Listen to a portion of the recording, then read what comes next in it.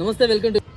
ఇక్కడ నాకు వచ్చిన బాధ ఏంటంటే 2019లో ఓడిపోయినా ఓకే, 2024లో నువ్వు ఒక్కడికి స్వతంత్రంగా పోటీ అంటే జనసేన పోటీ చేస్తే 2020 ఇప్పుడు 4లో సీట్లు ఎరగొచ్చు. ఇప్పుడు ఇంతకుముందు ఒకటి వస్తే ఇప్పుడు కనీసం ఒక 50 వచ్చింది, కనీసం ఒక 30-40 వచ్చిండేది కదా.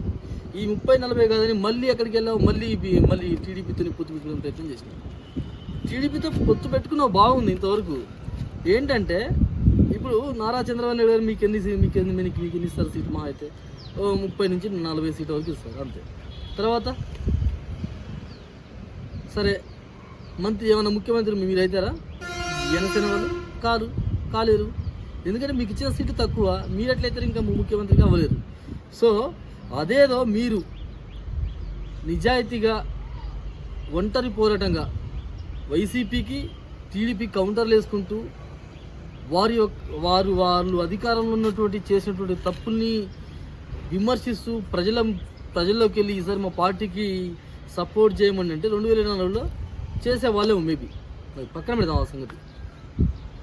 అది లేకుండా మళ్ళీ టీడీపీతో గెలిచినావు, ఓకే బాగుంది. ఇంకొక చిన్న విషయం, ఇక్కడ టీడీపీతో గెలిచిన ఈసారి 2024లో టీడీపీ గెలిచింది అనుకుందాం. టీడీపీ జనసేన పొత్తులో గెలిచింది, ఓకే.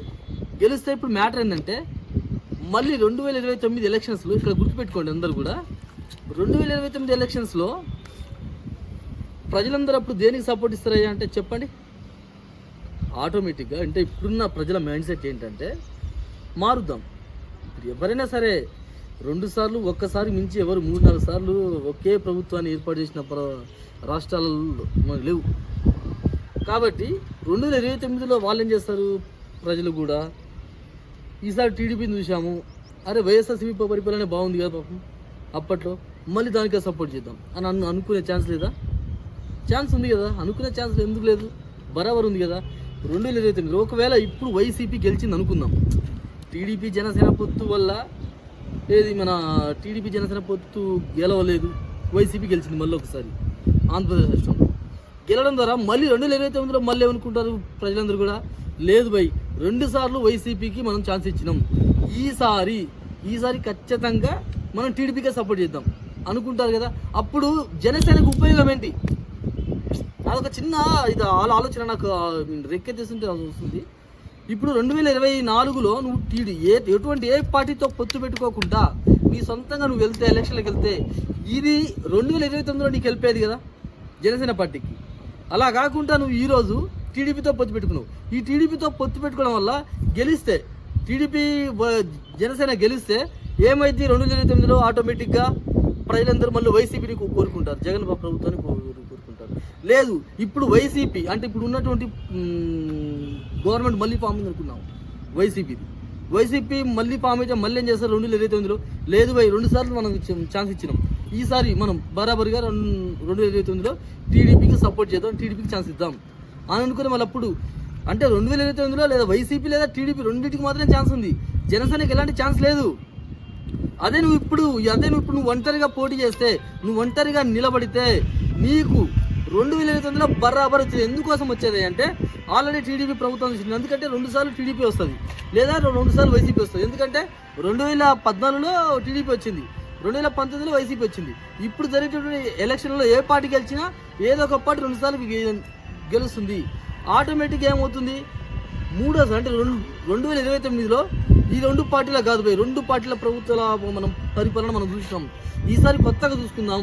జనసేన మన గురించి ఎంతగానో పోరాడుతుండు, మన గురించి ఎంతగానో స్టాండ్ తీసుకుంటూ, సో ఆ వ్యక్తిని మనం గెలిపించుకున్న ఉద్దేశంతో 2029లో జనసేన పార్టీని గెలిపించాలని ఎందుకు అనుకోలేకపోతున్నారు?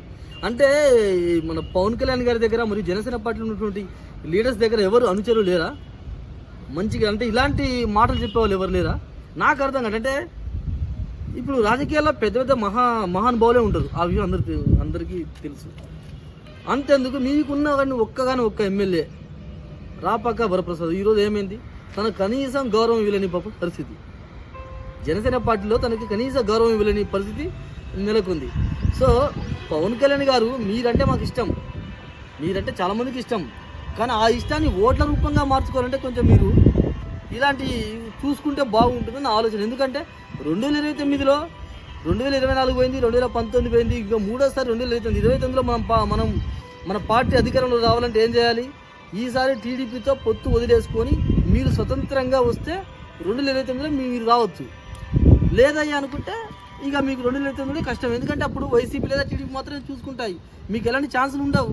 సో ఈ విషయం మీకు తెలుసు, కానీ ఇలా తెలిసి కూడా మీరు ఇలాంటి స్టెప్స్ చేయడం అంటే చాలామంది ఒక విమర్శలకు మీరు దాన్ని ఏమంటావు స్పేస్ ఇచ్చినట్టు అవుతుంది. ఎట్లా అంటే కొంతమంది ప్యాకేజ్ తీసుకున్నాడు, నిజమే కావచ్చు అనిపిస్తుంది ఇప్పుడున్న పరిస్థితుల్లో. ఎందుకంటే అలాంటి డౌట్స్ ఇప్పుడు మనకు వస్తున్నాయి కదా. ఇప్పుడు నేను చెప్పిన ప్రకారం మీరు మీరు మీరు మీరు చూసుకుంటే 2029లో మీ గవర్నమెంట్ ఈజీగా అవుతుంది. మీ పార్టీ గవర్నమెంట్ ఈజీగా ఫామ్ చేస్తుంది. ఎందుకంటే 2 పార్టీల పరిపాలన చూసిన తర్వాత ఏమనుకుంటారు ఆటోమేటిక్గా మూడో పార్టీ దీని వైపు చూద్దాము అనే ఉద్దేశంతో వాళ్ళు వెళ్తారు. కానీ మళ్ళీ ఎట్లా వస్తారు? సో నాకు వచ్చిన ఆలోచన ఇది. నచ్చితే ఒకసారి వినండి, లేకపోతే వదిలేయండి. Thank you so much.